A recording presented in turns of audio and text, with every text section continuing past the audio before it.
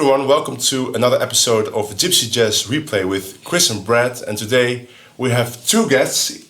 They're both from, I think from your band, right? Yeah. We have from Fontainebleau, but now living in New York, Stéphane Wrembel, or like he's been called in the US, Stéphane Wrembel. And we have Thor Jensen, and you are, of course, in the band. Brad Bros is also here. With our less cool names. Yeah, yeah, absolutely. And we just played an original composition of Stéphane. What was the name of the composition? Apocalypse. And it's a kind of refreshing composition. There's not many compositions in Gypsy Jazz that have this kind of vibe going.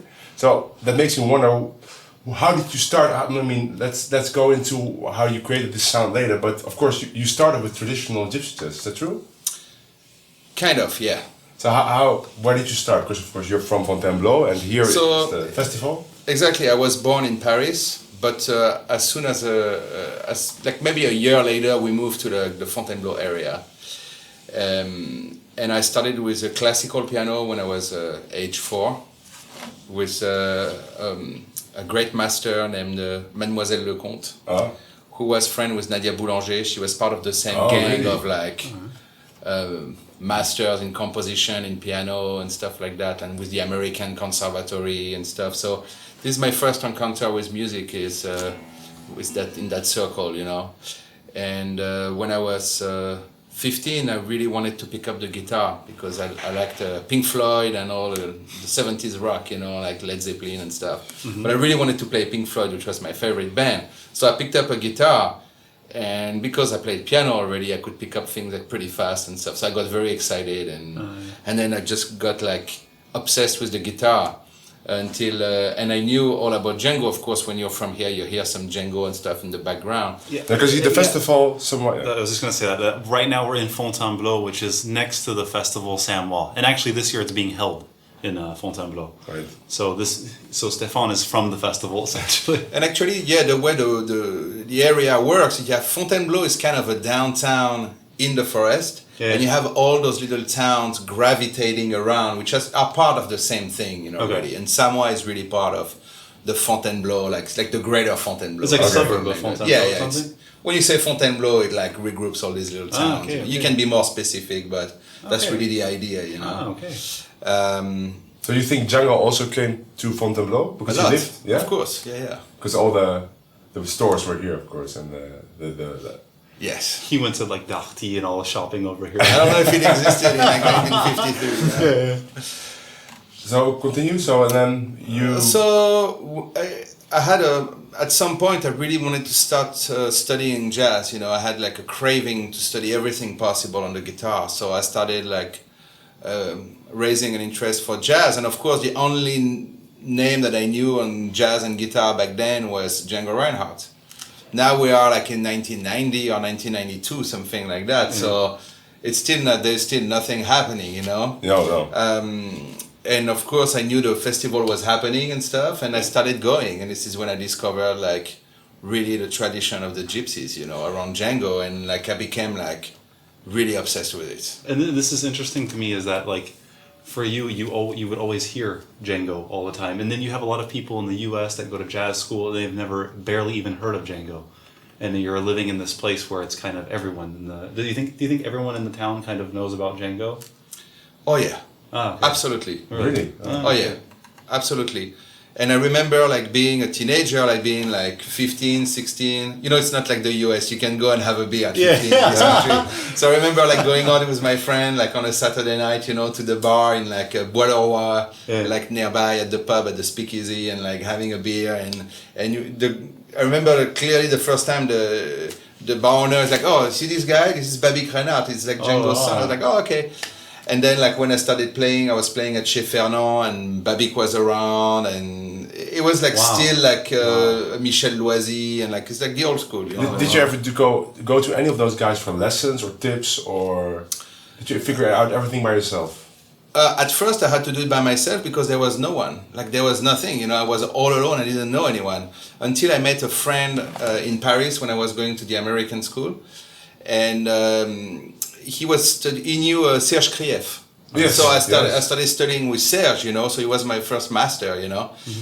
And then Moreno was like the new guy coming, and then he met Moreno and had me play with Moreno. And so how did the lesson go with those guys? Did they like show you should play this kind of notes, or was it more like playing? It was fantastic. It was fantastic. Being with Serge Krief was fantastic. Serge is really the one that I studied with like the longest. With Moreno I got one lesson on rhythm, and with Angelo De Bar I went to like one workshop he gave at Village Guitar, I think. Guitar Village? Yeah, something like that, like near Paris. Okay, yeah. It was like 20 years ago, I forgot. But with Serge, I went to his house and studied quite a lot for like a year or 2 years or something like that. So I would arrive in the morning, we would sit, I would play rhythm for him, and he would play like solos and stuff. And from time to time, I would have a question. Oh, how did you do this? Like, show me this chord or this, or he would tell me, Yeah. Okay, no, I play a course and try to imitate what I do. So he would play something and I would try to copy and stuff. And he never wrote down anything. Sometimes he would show me some Django solos a little bit, or I would transcribe. I would say, how do I do that? He's like, this is that note you transcribe wrong, or this, or like this fingering is better, or something like that. And then he would cook tandoori-style chicken, 1 kilogram each.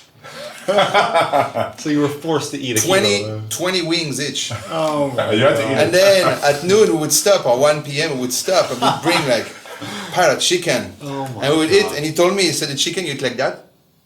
And I was like, okay, so he would take, and he was like that. You take, the meat would just go. The chicken wings. I've heard of this. I've seen this on the internet of people how to eat chicken wings. It's a special way. Really? And you take like that, and the meat goes in your mouth like butter. And he was right. he knew what he was doing. That was the most valuable lesson. And then when we were done eating our kilogram of chicken each, we'd wash our hands and go back to play, all afternoon for a few hours. So to contrast it, because you're from New York, Yeah. right? So, I mean, what was your entry into this music? Did you meet Stéphane Wrembel to get into this music? Did he make you eat chicken? He's a vegetarian now, so now he just watches me eat chicken.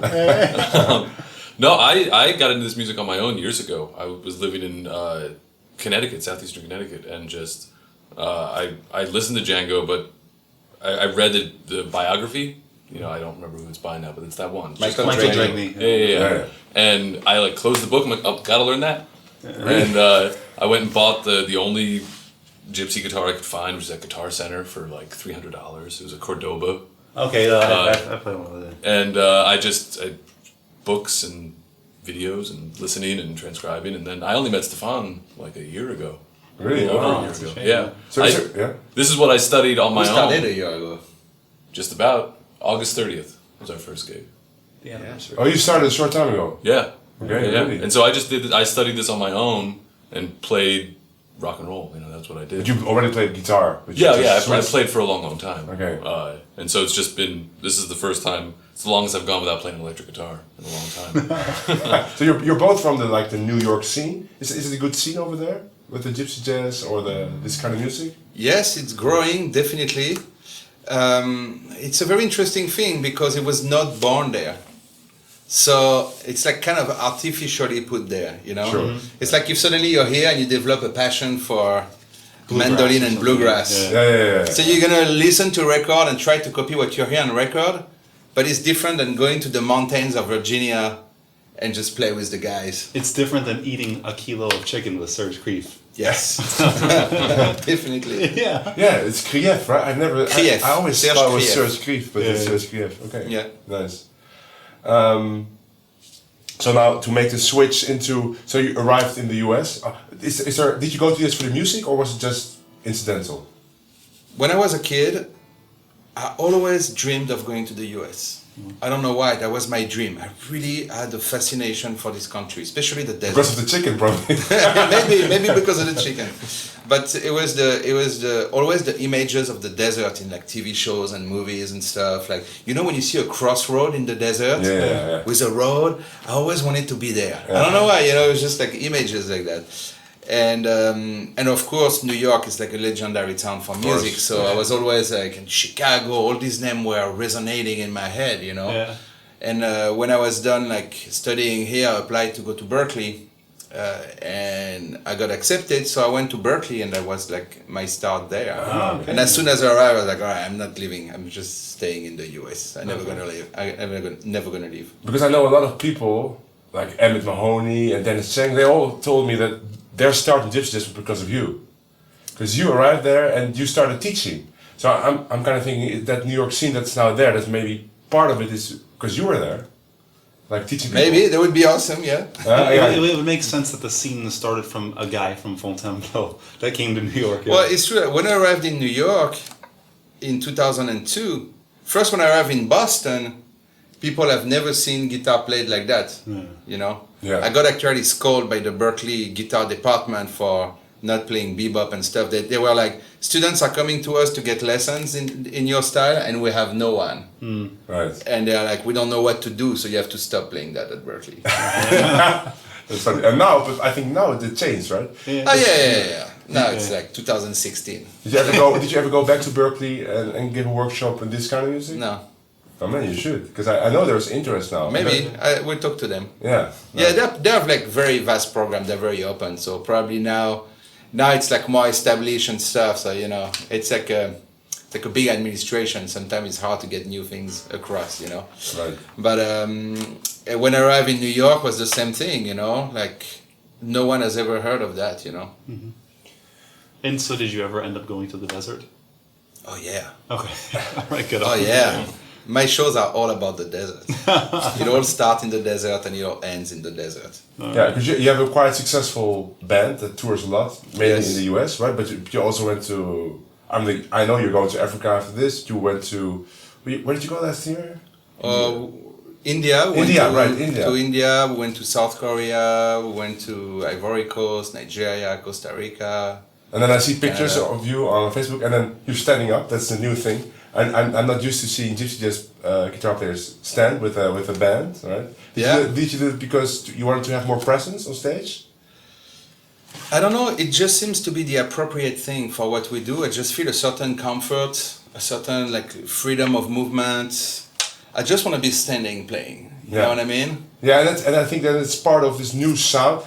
I don't want to say it's like revolutionary, but it's certainly another sound that you normally hear in Gypsy Jazz, and it's very interesting. But you can still use the vocabulary that you developed as a Gypsy Jazz player. So, could you tell us, and us, me, and also the viewers, about what's your philosophy on composing this kind of rhythms, or not even rhythms, but just the harmonic language or the melodies? How do you come up with this stuff? I all think in images. I don't think in technique. Okay. So I have more of an impressionist view of music. You know,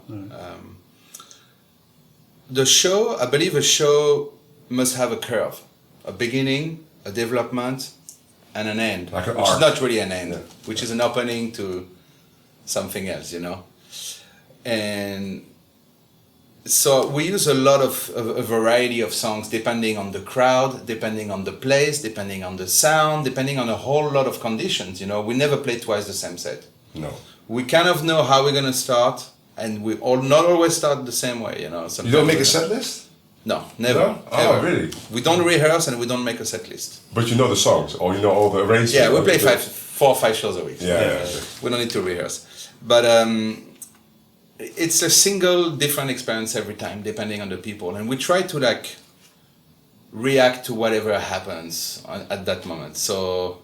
And I think for me, this is something kind of very refreshing about your band and your music and your idea of music, is that you think really musically about making a show, about how songs are, like we were talking about this earlier, but how your song has certain parts, you know, that's not typical Gypsy Jazz, because you see it as more, because we've all gone to like Gypsy Jazz concerts where it's just 2 hours of fast and shredding, but for you it's more of like a show, and it's something about presence and feeling and things like this, no?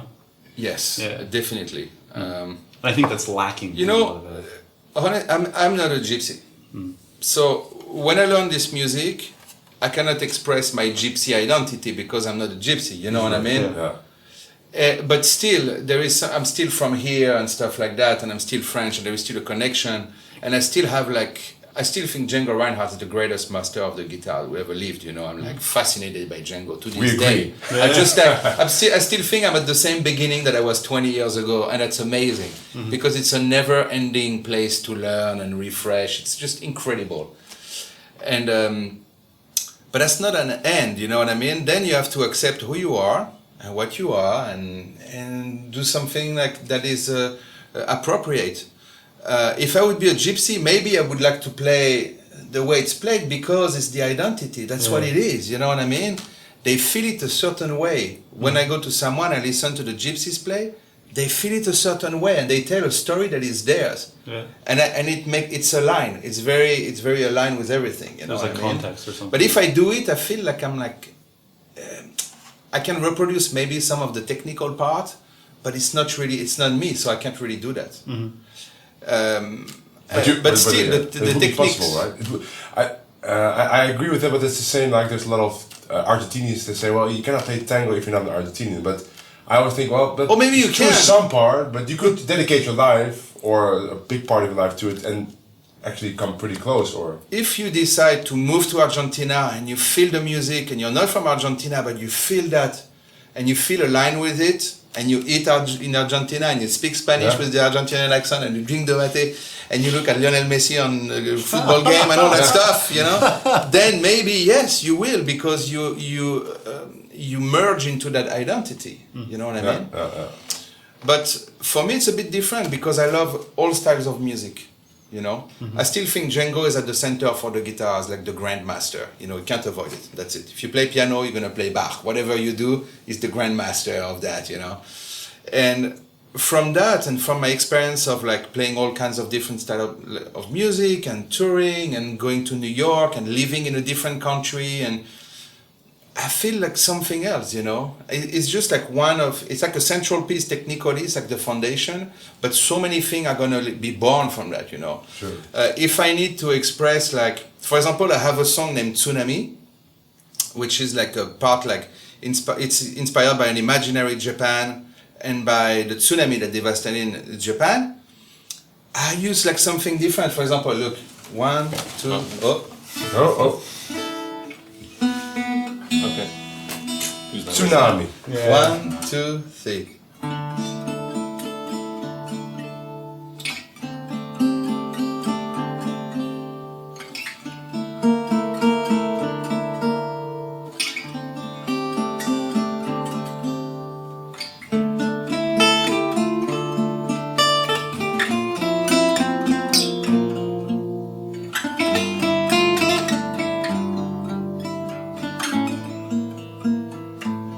See, for example, here, I don't use the Django technique. No. Because if you use the Django technique, you're going to do... It's very aggressive. Yeah. See, here, I do something else to let the strings ring. Yeah, you use the free strokes. Yeah. See what I mean?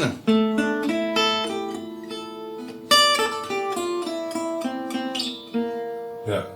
Nice. And I try to make. So it's a different.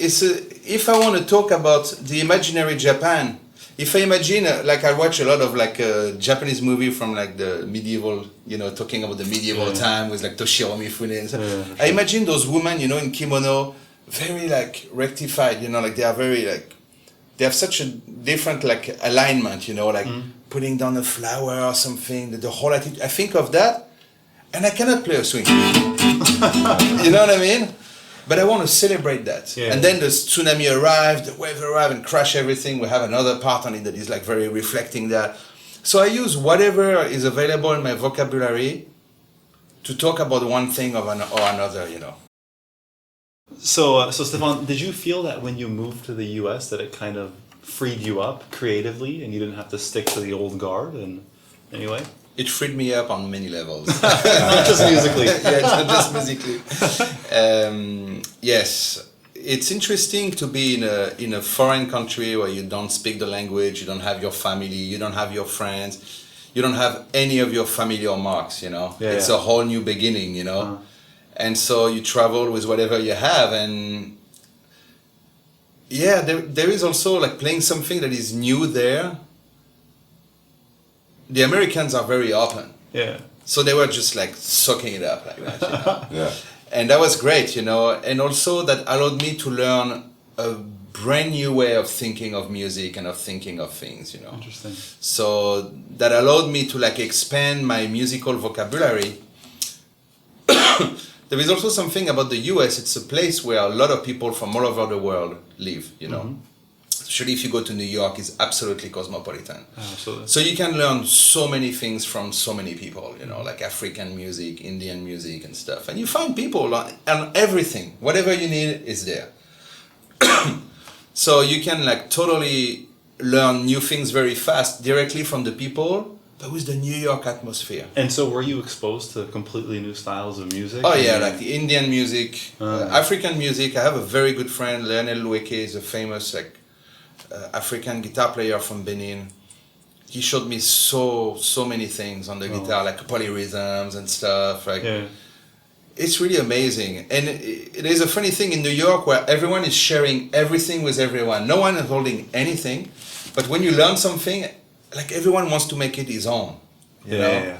And New York is a place of an ever-going creativity. Okay. You know, for example, you go to Chicago's the tradition.